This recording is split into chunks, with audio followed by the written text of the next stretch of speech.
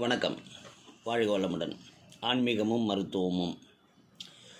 அந்த காலத்தில் நம்ம முன்னோர்கள் ஏன் இத்தனை கோயிலை கட்டி வச்சாங்க, அது இவ்வளோ பிரம்மாண்டமான கோயில்களை கட்டி வச்சாங்கன்னா, இந்த காலத்தில் எப்படி சமூக ஏற்றத்தாழ்வுகள் இல்லாமல் அனைவருக்கும் உணவு கிடைக்க வேண்டும், உறங்குவதற்கு நிழல் கிடைக்க வேண்டியங்கிற கொள்கையெல்லாம் நம்ம பின்பற்றுறோமோ, அந்த மாதிரி அந்த காலத்தில் அரசர்கள் தனது மக்களுக்கு ஏதாவது ஒரு நல்ல செயலை செய்ய சொல்லி வேலையை கொடுத்து அவங்களுக்கு ஒரு வருவாயும் ஈட்டும் நிலைமையை உருவாக்குனது தான் இந்த இவ்வளோ கோயில்கள்னு நான் நம்புகிறேன்.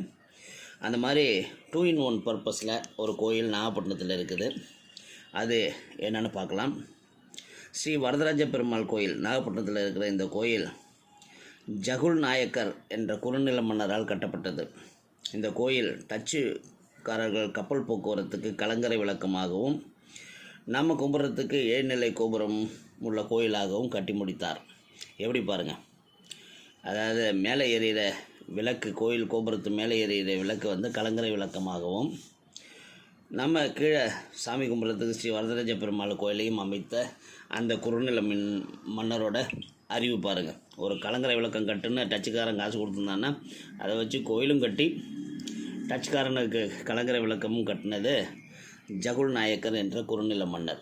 வாழ்க வளமுடன். நலமே